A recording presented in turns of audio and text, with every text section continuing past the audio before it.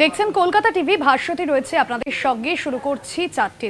আর শুরুতে যে খবরে নজর রাখবো, বিরোধীদের ভোট চুরির অভিযোগের জবাব কমিশনের। সমস্ত রাজনৈতিক দল কমিশন থেকেই রেজিস্ট্রেশন পায়, এমনটাই জানানো হয়েছে কমিশনের তরফে। কমিশন কোনো দলের প্রতি পক্ষপাত করে না, ভোটাধিকার সুরক্ষিত করতেই নিবিড় সংশোধন, এমনটাই নির্বাচন কমিশনের তরফে বলা হয়েছে। নির্বাচন কমিশন কারোর পক্ষে বা বিপক্ষে নয়। 1 সেপ্টেম্বর পর্যন্ত সংশোধনের সুযোগ রয়েছে। সমস্ত দলকে খসড়া তালিকা দেওয়া হয়েছে। এসআইআর নিয়ে বিভ্রান্তি ছড়ানোর চেষ্টা চলছে, কোনো ত্রুটি থাকলে জানান, এমনটাই নির্বাচন কমিশনের তরফে বলা হয়েছে।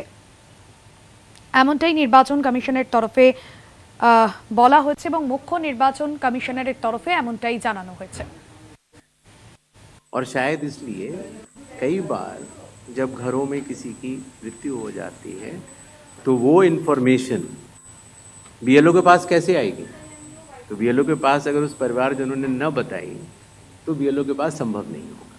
इसीलिए 22 लाख मतदाता कोई 6 महीने में मरे हुए नहीं हैं। ये वो मृत मतदाता हैं जो लगभग पिछले 20 सालों में रिकॉर्ड करने से छूट गए, और इन्यूमरेशन फॉर्म की वजह से ये सत्य सामने आ रहा है। एक बात जो मैं आपके माध्यम से भारत की जनता तक पहुंचाना चाहता हूं, वो ये है कि मतदाता सूची एक विषय है और मतदान करना दूसरा विषय है। मतदाता सूची में किसी का नाम गलत आ सकता है, अगर बूथ लेवल ऑफिसर से गलती हुई हो या राजनीतिक दलों ने उस पर ध्यान न दिया हो, तो किसी भी व्यक्ति का नाम मतदाता सूची में गलत आ सकता है। शायद ही किसी भी मतदान केंद्र में उस लेवल का परफेक्शन एसआईआर से पहले न रहा हो जहां की इस तरह की त्रुटियां न रही हो। इसके दो कारण हैं। एक तो हमारे बूथ लेवल ऑफिसर्स की जो ट्रेनिंग अब हम लोगों ने दिल्ली में शुरू की है, और उसके साथ साथ उनके दायित्व को उनको समझाना। आपको अंदाज होगा कि कितने बूथ लेवल ऑफिसर्स हैं इस देश में? 10.5 लाख। तो 10.5 लाख बूथ ऑफिसर्स इस गुणवत्ता के साथ काम करें, प्रयत्न पूरा होता है, लेकिन कुछ गलतियां रह जाती। अब वो गलतियां सुधारी कैसे जाएं? तो उन गलतियों को सुधारने के लिए ही चुनाव आयोग ने जिन जिन राजनीतिक दलों को मान्यता दी है, उन दलों को ही यह अधिकार दिया है कि आपके जिला अध्यक्ष बूथ लेवल एजेंट्स को नामित कर सकते हैं, और वो उनको सूची भी दी जाएगी और वो उसको शुद्ध भी कर सकते हैं। बूथ लेवल एजेंट्स भी उसी बूथ में रहने वाला व्यक्ति होता है। तो ये हमारी एक साझा जिम्मेदारी है, मतदाता की, बूथ लेवल ऑफिसर अर्थात चुनाव आयोग के पास जो डेपुटेशन पर अधिकारी है उसकी, और राजनीतिक दलों की। तो मतदाता सूची को शुद्ध करना, जिस पर हम आगे अब एसआईआर के साथ बढ़ रहे हैं, तो साझी जिम्मेदारी है। लेकिन बिहार में चूंकि हमारे बूथ लेवल ऑफिसर्स ने बूथ लेवल एजेंट्स और राजनीतिक दलों के साथ मिलकर ही काम किया, उसकी कॉपीज मैंने आपको दी हैं, कि जो लोग मृत पाए गए, जो लोग स्थान, आप सभी जानते हैं कि कानून के अनुरूप हर राजनीतिक दल का जन्म चुनाव आयोग में रजिस्ट्रेशन से ही होता है। तो फिर चुनाव आयोग उन्हीं राजनीतिक दलों में भेदभाव कैसे कर सकता है? चुनाव आयोग के लिए न तो कोई विपक्ष है, न तो कोई पक्ष है, सब समकक्ष हैं। चुनाव आयोग अपने संवैधानिक कर्तव्य से पीछे नहीं हटेगा। पिछले 2 दशकों से लगभग सभी राजनीतिक दल मतदाता सूची में त्रुटियों के सुधार के लिए मांग करते रहे हैं और इसी मांग को पूरा करने के लिए ही चुनाव आयोग ने गहन पुनरीक्षण अर्थात स्पेशल इंटेंसिव रिवीजन SIR की शुरुआत बिहार से की है।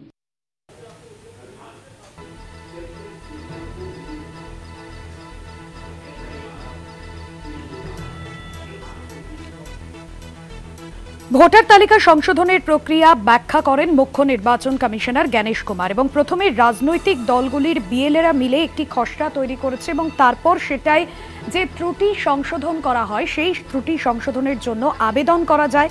এই ত্রুটি সংশোধনের জন্য ভোটার এবং রাজনৈতিক দলগুলির ভূমিকা ভীষণভাবেই গুরুত্বপূর্ণ। বিরোধীদের ভোট চুরির অভিযোগের জবাব কমিশনের তরফে এবং যেমনটা জানা যাচ্ছে যে এর আগে SIR নিয়ে যে বিভ্রান্তি ছড়ানোর চেষ্টা করা হয়েছিল তারই স্পষ্ট অবস্থান জানালো নির্বাচন কমিশন। আমার সঙ্গে রয়েছেন নিউজরুম থেকে আমাদের পলিটিক্যাল এডিটর আশিস চট্টোপাধ্যায়। আশিস দা, বিহারে নির্বাচন রয়েছে সামনে, তার আগে SIR নিয়ে নানান বিভ্রান্তি তৈরি হয়েছে। 1 আগস্ট নির্বাচন কমিশনের তরফেও খসড়া একটা তালিকা সামনে এসেছে যেখানে বেশ কিছু ভোটারের নাম বাদ গিয়েছে, 65 লক্ষ ভোটারের নাম বাদ গিয়েছে। তবে নির্বাচন কমিশনের তরফে এই যে বিভ্রান্তি তৈরি হয়েছে SIR নিয়ে দেশ জুড়ে, ঠিক কি অবস্থান আজ জানানো হলো? দেখো, নির্বাচন কমিশন মুখ্য নির্বাচন কমিশনার জ্ঞানেশ কুমার দীর্ঘক্ষণ ধরে সাংবাদিক সম্মেলন করে চলেছেন।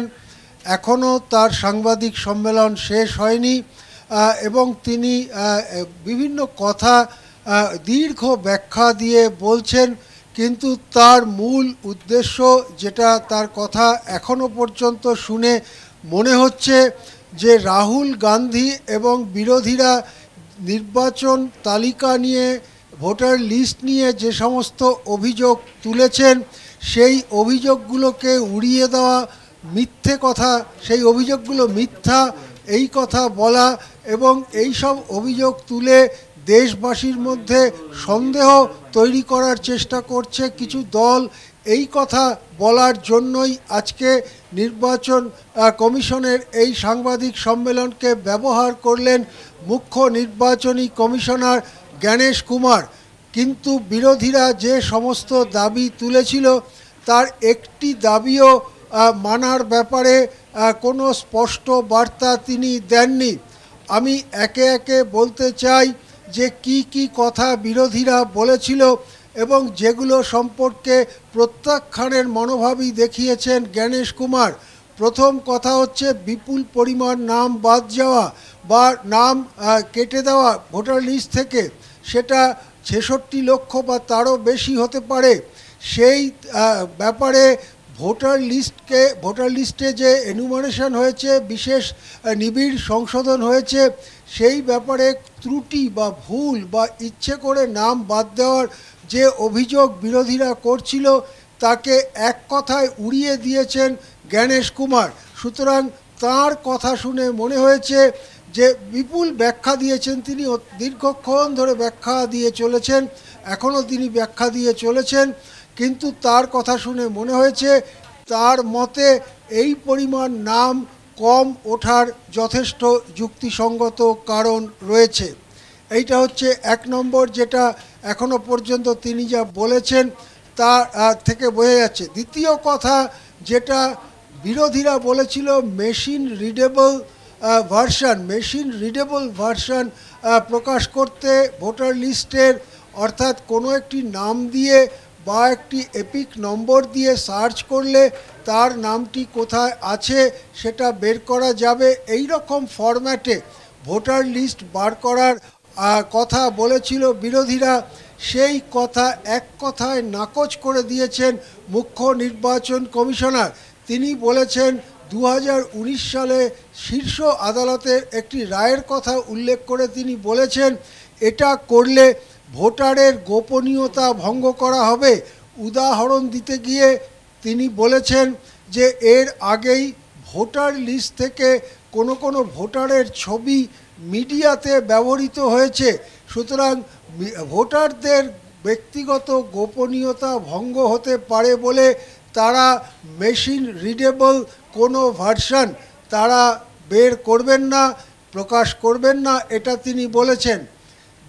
তৃতীয় কথা হচ্ছে, রাহুল গান্ধী বলেছেন যে কর্ণাটকে ব্যাপক পরিমাণে ভুয়ো ভোটার ঢোকানো হয়েছে এবং কর্ণাটকের একটি বিধানসভা কেন্দ্রেই 1 লক্ষ নতুন ভুয়ো ভোটার ঢোকানো হয়েছে। মহারাষ্ট্রের ক্ষেত্রেও রাহুল গান্ধী একই ধরনের বড় অভিযোগ করেছিলেন। তার উত্তরে মুখ্য নির্বাচন কমিশনার জ্ঞানেশ কুমার বলেছেন, কোনো ভোট শেষ হয়ে যাবার 45 দিনের মধ্যে কারুর যদি কোনো অভিযোগ থাকে, অর্থাৎ যারা পরাজিত প্রার্থী তাদের যদি অভিযোগ থাকে, তাহলে উচ্চ আদালতে, হাইকোর্টে ইলেকশন পিটিশন দায়ের করা যায়। সেই 45 দিনে কেন কোনো অভিযোগ করা হলো না? এখন বহু মাস পার হয়ে যাওয়ার পরে এই সব অভিযোগকে কোনো গুরুত্বই দিতে নারাজ মুখ্য নির্বাচন কমিশনার জ্ঞানেশ কুমার। এবং এক্ষেত্রেই নাম করে করে কর্ণাটক, মহারাষ্ট্র, কেরালা ইত্যাদি রাজ্য থেকে যেসব অভিযোগ এসেছে সেগুলিকে খারিজ করে দিয়েছেন মুখ্য নির্বাচন কমিশনার জ্ঞানেশ কুমার। এখনও পর্যন্ত যে কথা তিনি বলেছেন তাতে বাদ যাওয়াদের তালিকা প্রকাশ সংক্রান্ত সুপ্রিম কোর্টের যে বক্তব্য সে সম্পর্কে স্পষ্টীকরণ কিছু করেননি জ্ঞানেশ কুমার। অবশ্য এটা বলতে হবে যে সাংবাদিক সম্মেলন এখনও চলছে, এখনও শেষ হয়নি সাংবাদিক সম্মেলন। এখনও পর্যন্ত যা কথা বলা হয়েছে তিনি বারবারই বলছেন যে আরও 15 দিন বাকি আছে, যে তালিকা প্রকাশিত হয়েছে তাতে সংশোধন ইত্যাদি করার। 1 সেপ্টেম্বর পর্যন্ত এই সুযোগ রয়েছে। যারা কোনো বক্তব্য রাখতে চান, কোনো সংশোধনের দাবি রাখতে চান, তারা এই 15 দিনকে ব্যবহার করুন। এই কথাটুকুর মধ্যেই তাঁর বক্তব্য সীমাবদ্ধ রেখেছেন মুখ্য নির্বাচন কমিশনার জ্ঞানেশ কুমার।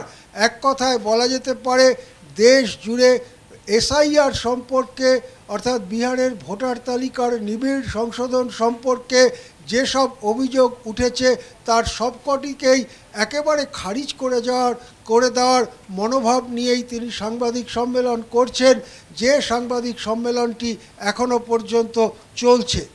ধন্যবাদ জানাবো আশিস দা আপনাকে। আমাদের কলকাতা টিভির পলিটিক্যাল এডিটর আশিস চট্টোপাধ্যায় ছিলেন নিউজ রুম থেকে।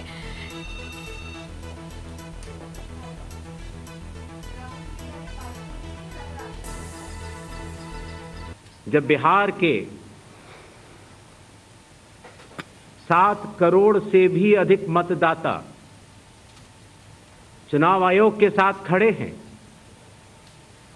तो न तो चुनाव आयोग की साख पर कोई प्रश्न चिन्ह खड़ा हो सकता है और न ही मतदाताओं की साख पर।